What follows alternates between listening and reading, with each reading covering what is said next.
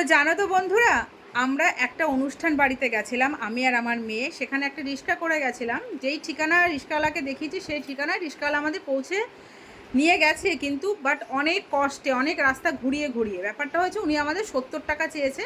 আমি বলেছি আমি 50 টাকা দেবো, উনি রাজি হয়েছে। আমরা যেখানে যাব তার থেকে অনেকটা দূরে রাস্তা উনি ভুল করে নিয়ে গেছে, আমি সেই রাস্তা চিনি না। তারপর উনি লোকজনকে জিজ্ঞাসা করতে করে করে আমাদের গন্তব্যস্থলে পৌঁছে তো দিয়েছে। কিন্তু ব্যাপারটা হচ্ছে, আমি ওনাকে আমার জায়গায় যদি অন্য মানুষ থাকতো তাহলে সে হয়তো 50 টাকার বদলে ওনার টাইমটা নষ্ট করেছে, ওনার মানে অনেক অনেক ঘুরিয়েছে, যার জন্য ওনাকে টাকাটা কম দিত বা অনেক অনেক কথা শোনাতো। কিন্তু আমি কি করেছি আমার জানি না কেন, আমার এটুকুই মনে হয়েছে, আমরা তো রিস্কায় বসেছিলাম, সে আমার জন্য খেটেছে। সে তো বাজে কোনো কিছু আমাদের ইচ্ছে করে তো কোনো জায়গায় ভুল রাস্তায় নিয়ে যায়নি, উনি বুঝতে ভুল করেছে।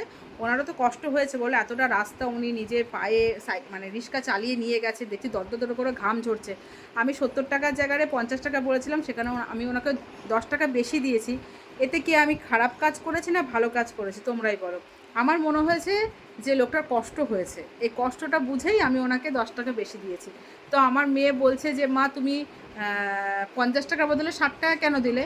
তো এটাই আমার মেয়েকে বুঝিয়ে দিলাম যে শুধু যে রাস্তা ভুল করেছে তাতে কিন্তু কিছু না, ওনার কষ্টটাও তো হয়েছে বলো। 10 টাকার জন্য আমি গরিব হয়ে যাব না, 10 টাকার জন্য উনিও বড়লোক হয়ে যাবে না।